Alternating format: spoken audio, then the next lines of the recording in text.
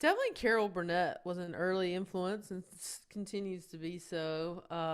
That was because she was the first comedian I watched because my grandmother really loved her show, the Carol Burnett show, and we'll always have the reruns on.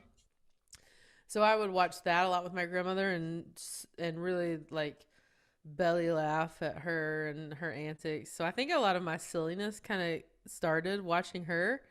And then I was a big SNL fan. I watched it religiously every Saturday and every cast, different eras of cast. The one that first resonated with me were the Sandler and Chris Farley and David Spade, that group. And then the Will Ferrell, Molly Shannon, Sherry O'Terry group really was a big influence too. Do you still watch SNL religiously today? I still watch it. Sometimes I'm like a month behind on it. I still try to skim through it because I'm just always curious about what they're doing and what the performers are doing. I think it's just a habit at this point. I record it and get to it like a month later Yeah, also. right. It's not the same as I think when you're younger and you're just I was so fascinated with it. It's a little different now because I guess you know how the sausage is made when you're a comedian. it's That's not true. it doesn't have the magical thing it used to, but it's also my age. And like, does anyone watch TV in real time I know, anymore right? anyway? I don't think so. I certainly don't. Yeah. What about talk to me about being on the Mindy Project? Oh, I loved it. I've been very lucky to work for some pretty incredible women in particular. I've had some really strong, smart, successful women at the helm of projects that I've been on. So I went from Chelsea to I left Chelsea and did that pilot with Tina Fey, and then did another pilot with Tina Fey of that I wrote. So I got to work with her for about a year and a half. And then from that show, I got the Mindy Project, and Mindy's incredible. It's just one of the smartest people I've met. And the writing was so sharp. I never had to even think about my lines or the plot. I mean, they were so on it that you just show up and deliver this really funny material. And everyone was so nice. And that was my first, like, that's where I really learned more about acting. It's where I learned about techniques and marks and the technical part of filming. And so I learned a ton on that show. And I feel like that was a show that really opened up the acting door a lot more for me. What's like one of the main things you learned from Mindy Kaling? I mean, I don't think she ever stops. I definitely learned that, the drive, watching her just juggle so many things and never seem tired. She was always prepared. There was never I never heard a complaint or I mean, she just juggled like eight things and just did it so seamlessly. So I love just seeing like a boss, like a just a true boss and just a very creative person as well. I learned a lot from just seeing how she carried herself. I think that's such a misperception about this business too. People think like this person's famous. I'm like, Hmm. no one makes it without working Oh night and yeah. day. Sorry. Like, Yeah, and she was always, on Mindy was the show she was working on and that was her focus, but she was also creating like five other things, at the same time. So I think she's already been putting out Never Have I Ever, and then the one that just came out with the sex lives. I can't remember the yeah, name of it. I think she's gonna keep putting out like show after show after show. She's just that smart, and she works with smart people. I love Mindy. Do you Yeah. have a famous, like you've been on so many shows I love, the L Word, Claws, Two Broke Girls, Glee. Yeah, let's not I forget a pop little Niecy Nash and Claws. I mean, I pop in a lot to places just you for, do. a little boop here and there. But so many memorable like mini parts. Like, do you have a favorite set that you were like a guest star on?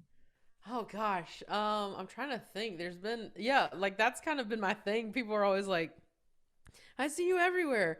But I love that thing where people want you to come in and play like a really bonkers characters. Like with Claus was so fun because I was this lawyer with these big nails, and Niecy was awesome. I love that show. It's such a good show. I was supposed to come back for another episode, but then timing wise something happened. And she kept, even while I was there, being like, "We gotta bring you back," and then I think it just didn't make sense that with the character. But it was really cool. Probably my favorite guest star I recurred, but was Life in Pieces. It's a show on CBS, and the people that it had like 5 or 6 million viewers a week, which in these times is really great. Yeah. But it was a show that was for sure under the radar, even though it had that kind of viewership. But it was the cast was incredible, and I got to work with Diane Weiss a lot, and she's the nicest person. I adore her. She's just like this. You just want to like hug her and just be around her. She has this warm energy, and the whole cast was really great. And I just did 7 episodes of that on that show for over 4 seasons. And that show, I travel all over the country, and that is a show people come up to me about constantly.